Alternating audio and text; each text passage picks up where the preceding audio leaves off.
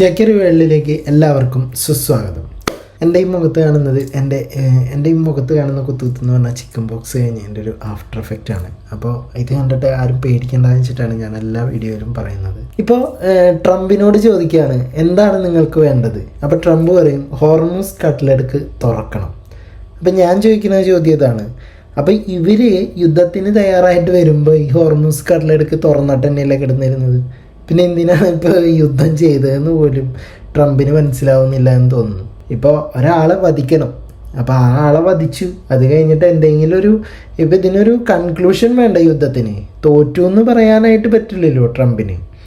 അപ്പോൾ ആ യുദ്ധത്തിൽ ഞാൻ അടിയറവ് വെച്ചിട്ട് പോകാൻ സാധിക്കില്ല. അപ്പോൾ എന്തെങ്കിലുമൊക്കെ ഒരു കാര്യം ഇങ്ങനെ എടുത്തിടുക. അവർ ചെയ്യുകയാണെങ്കിൽ ട്രംപ് വിജയിച്ചു എന്നുള്ളൊരു ഭാവം വരുത്താൻ വേണ്ടി ആൾക്കാരുടെ മുമ്പിൽ കുറച്ചിങ്ങനെ പൊടി വിതറാൻ വേണ്ടിയിട്ടുള്ള ആളുടെ ഒരു തന്ത്രപ്പാട്.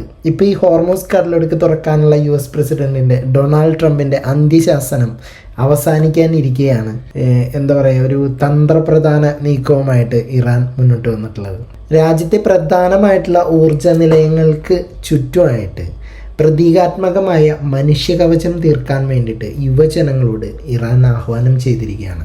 ആഗോള ഷിപ്പിംഗ് പാതയായ ഹോർമൂസ് കട്ട്ലെറ്റ് ചൊവ്വാഴ്ച രാത്രി 8 മണിക്ക്, അതായത് ഇന്ത്യൻ സമയം നോക്കുകയാണെങ്കിൽ ബുധനാഴ്ച രാവിലെ 5:30 മുമ്പ് തുറന്നില്ലെങ്കിൽ ഇറാനെ തകർക്കുമെന്ന ട്രംപിൻ്റെ ഭീഷണി നിലനിൽക്കുമ്പോൾ ആ ഒരു നിലനിൽപ്പിനെതിരെയായിട്ടാണ് ഇപ്പോൾ ഇറാൻ്റെ പുതിയ നീക്കം. അതായത് കായിക താരങ്ങൾ, കലാകാരന്മാർ, വിദ്യാർത്ഥികൾ എന്നിവരടങ്ങുന്ന ഇറാനിയൻ യുവജനതയോട് ചൊവ്വാഴ്ച ഉച്ചയ്ക്ക് 2 മണിക്ക് പ്രധാന ഊർജ നിലയങ്ങൾക്ക് സമീപം ഒത്തുചേരാൻ ഇറാൻ ആവശ്യപ്പെട്ടിരിക്കുകയാണ്. അപ്പോൾ കായിക യുവജന മന്ത്രാലയം എന്ന് ഈ ഒരു സംഭവം ചെയ്യണമെന്നും നിർദ്ദേശിച്ചിട്ടുണ്ട്. യുവാക്കളുടെ നിർദ്ദേശപ്രകാരമാണ് ഇത്തരമൊരു മനുഷ്യച്ചങ്ങല രൂപീകരിക്കുന്നതെന്ന് ഡെപ്യൂട്ടി അലിറേസ് റഹീമി വീഡിയോ സന്ദേശത്തിൽ ഈ ആൾ പറയുന്നുണ്ട്. അപ്പോൾ രാജ്യമെമ്പാടുമുള്ള യുവാക്കളുടെ പങ്കാളിത്തത്തോടെ വേണം ഈ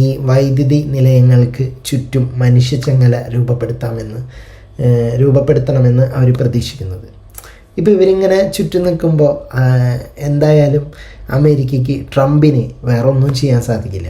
ട്രംപ് ലോകാവസാനം ചൂണ്ടിക്കാണിക്കപ്പെടുന്ന ഒരു രീതിയിലേക്കാണ് തൻ്റെ അടുത്ത നീക്കം എന്നാണ് ട്രംപിൻ്റെ 90 മിനിറ്റ് നീണ്ടു നിന്ന വൈറ്റ് ഹൗസിലെ പ്രസ് മീറ്റിൽ അദ്ദേഹം നടത്തിയ സംഭാഷണത്തിൻ്റെ ഒരു വിശകലനം. പിന്നെ ഇറാൻ ശ്രമിക്കുന്നതെന്ന് പറഞ്ഞാൽ രാജ്യത്തിൻ്റെ അടിസ്ഥാന സൗകര്യങ്ങൾ സംരക്ഷിക്കുന്നതിനും ശോഭനമായ ഭാവി കെട്ടിപ്പടക്കുന്നതിനുമുള്ള യുവാക്കളുടെ പ്രതിബദ്ധതയുടെ അടയാളമായിരിക്കും ഇതെന്ന് ഇറാൻ ചൂണ്ടിക്കാണിക്കുന്നുണ്ട്. അപ്പോൾ ഇറാൻ ഉടനെ ഒരു കരാറിലെത്തുകയോ ഹോർമൂസ് കട്ട്ലെറ്റ് വീണ്ടും തുറക്കുകയോ ചെയ്തില്ലെങ്കിൽ ഇറാനിയൻ വൈദ്യുതി നിലയങ്ങൾ, പാലങ്ങൾ, മറ്റ് അടിസ്ഥാന സൗകര്യങ്ങൾ ഇതൊക്കെ ആക്രമിക്കുമെന്നാണ് ട്രംപ് മുന്നറിയിപ്പ് നൽകിയിരിക്കുന്നത്.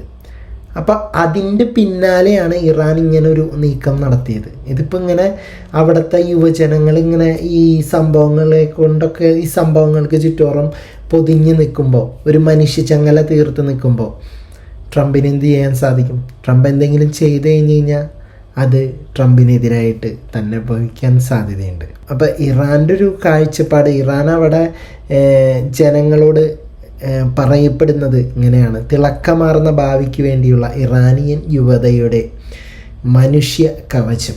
അപ്പോൾ ഈ ഒരു നീക്കത്തിന് ഇറാൻ നൽകിയിരിക്കുന്ന പേരും ഇത് തന്നെയാണ്. അപ്പോൾ രാജ്യത്തിൻ്റെ അടിസ്ഥാന സൗകര്യങ്ങൾ സംരക്ഷിക്കുന്നതിനും ഐക്യം പ്രകടിപ്പിക്കുന്നതിനും ഈ നടപടി അനിവാര്യമാണെന്ന് ഇറാൻ ഭരണകൂടം തീർത്തും ഉറച്ച് വിശ്വസിക്കുന്നുണ്ട്. അപ്പോൾ ട്രംപിൻ്റെ ഭാഗത്ത് നിന്നും അതിരൂക്ഷമായ പ്രകോപനങ്ങളാണ് ഉണ്ടായിക്കൊണ്ടിരിക്കുന്നത്. നിശ്ചിത സമയത്തിനുള്ളിൽ ഇറാൻ കരാറിലെത്തിയില്ലെങ്കിൽ ഇറാനെ മുഴുവനായിട്ടും ബോംബിട്ട് തകർക്കുമെന്നാണ് ട്രംപിൻ്റെ അന്ത്യശാസനം. തൻ്റെ സോഷ്യൽ മീഡിയ പ്ലാറ്റ്ഫോമായിട്ടുള്ള ദ ട്രൂത്ത് സോഷ്യലിലൂടെ നടത്തിയ ഈ ഒരു പ്രഖ്യാപനം വരാനിരിക്കുന്ന ആക്രമണത്തെ പവർ പ്ലാന്റ് ഡേ എന്നും ബ്രിഡ്ജ് ഡേ എന്നും അദ്ദേഹം വിശേഷിപ്പിക്കുന്നുണ്ട്. അപ്പോൾ ഇറാനിലെ വൈദ്യുതി നിലയങ്ങളും പാലങ്ങളും തകർക്കപ്പെട്ട് കഴിഞ്ഞ് കഴിഞ്ഞാൽ രാജ്യം പുനർനിർമ്മിക്കാൻ ചുരുങ്ങിയത് 20 വർഷമെങ്കിലും വേണ്ടിവരും. അപ്പോൾ അതൊക്കെ ട്രംപ് മുന്നറിയിപ്പായിട്ട് ഇറാന് കൊടുക്കുന്നുണ്ട്. അപ്പോൾ സാധാരണക്കാരുടെ ജീവന് ഭീഷണിയാകുന്ന ഇത്തരം നീക്കങ്ങൾക്കെതിരെ മനുഷ്യാവകാശ സംഘടനകളും നിയമ വിദഗ്ധരും ആശങ്ക ഈ ട്രംപിൻ്റെ അടുത്ത് ഉന്നയിച്ചിട്ടുണ്ട്. സിവിൽ അടിസ്ഥാന സൗകര്യങ്ങൾ ആക്രമിക്കുന്നത് യുദ്ധക്കുറ്റമാകുമെന്നും നിയമവിദഗ്ധർ ട്രംപിനെതിരെ ചൂണ്ടിക്കാണിക്കുന്നുണ്ട്. അപ്പം ഇതൊക്കെ ഉണ്ടായാലും ട്രംപ് തൻ്റെ നിലപാടിൽ ഉറച്ചു തന്നെയാണ് നിൽക്കുന്നത്. അപ്പോൾ ഇറാനിലെ ജനങ്ങൾ തന്നെ ഭരണകൂടത്തിനെതിരായ ഈ നീക്കത്തെ പിന്തുണയ്ക്കുമെന്നാണ് ട്രംപിൻ്റെ ഒരു വാദം. ലോകത്തിലെ ഏറ്റവും പ്രധാനപ്പെട്ട ഇന്ധനക്കടത്ത് പാതകളിൽ ഒന്നായിട്ടുള്ള ഈ ഹോർമൂസ് കടലിടുക്ക് ഉപരോധം ആഗോള സമ്പദ് വ്യവസ്ഥയെ പോലും ബാധിക്കുന്ന ഒരു വിഷയമാണെന്ന് ട്രംപ് ചൂണ്ടിക്കാണിക്കുന്നുണ്ട്. ബട്ട് ഞാൻ ചോദിക്കുന്നത് അതല്ല, ഈ ഹോർമൂസ് കടലിടുക്ക് അടയ്ക്കാനുള്ള കാരണം എന്താണ്? ഇവർ തന്നെയല്ലേ ഇപ്പോൾ അത് തുറക്കാൻ പറയുന്നു. അപ്പോൾ അതിന് വേണ്ടിയിട്ടാണോ യുദ്ധം ചെയ്തത്? തുറന്നിട്ടിരുന്നൊരു മുതൽ ഇവർ യുദ്ധം ചെയ്ത് അടപ്പിച്ചിട്ട് ഇനി അത് തുറന്നാൽ യുദ്ധം അവസാനിപ്പിക്കൂ എന്നൊക്കെ പറഞ്ഞു കഴിഞ്ഞാൽ ഭയങ്കര ബുദ്ധിമുട്ട്.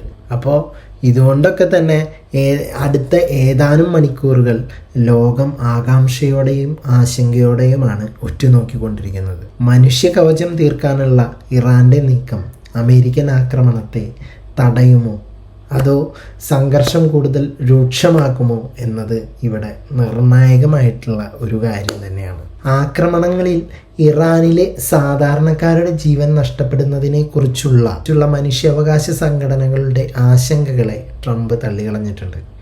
ഭരണകൂടത്തെ എതിർക്കാനായിട്ട് ഇറാൻ ജനത ഇത്തരം നീക്കങ്ങളെ പിന്തുണയ്ക്കുമെന്നും ട്രംപ് പറഞ്ഞിട്ടുണ്ട്. അപ്പോൾ സിവിലിയൻ അടിസ്ഥാന സൗകര്യങ്ങൾക്ക് നേരെ ആക്രമണം നടത്തുന്നത് യുദ്ധക്കുറ്റമാകുമെന്ന് നിയമ വിദഗ്ധർ ചൂണ്ടിക്കാട്ടുമ്പോഴും അതൊരു വിട്ടുവീഴ്ചയ്ക്കും തയ്യാറല്ലെന്ന നിലപാടിൽ തന്നെയാണ് ഈ അമേരിക്കൻ പ്രസിഡന്റ് ഡൊണാൾഡ് ട്രംപ്. ഇപ്പോൾ ഇറാനുമായിട്ടുള്ള ഒരു സമാധാന കരാറിന് US വൈസ് പ്രസിഡന്റ് JD വാൻസിൻ്റെ അവസാനവട്ട ശ്രമം ചൊവ്വാഴ്ചത്തെ സമയപരിധിക്ക് മുൻപ് ഇറാൻ വഴങ്ങിയില്ലെങ്കിൽ രാജ്യം കത്തിയെരിയുമെന്ന് ഡൊണാൾഡ് ട്രംപ് മുന്നറിയിപ്പ് നൽകിയതോടെയാണ് കരാർ ഉറപ്പാക്കാനുള്ള ഒരു തീവ്രമായ ശ്രമം JD വാൻസ് നടത്തുന്നത്.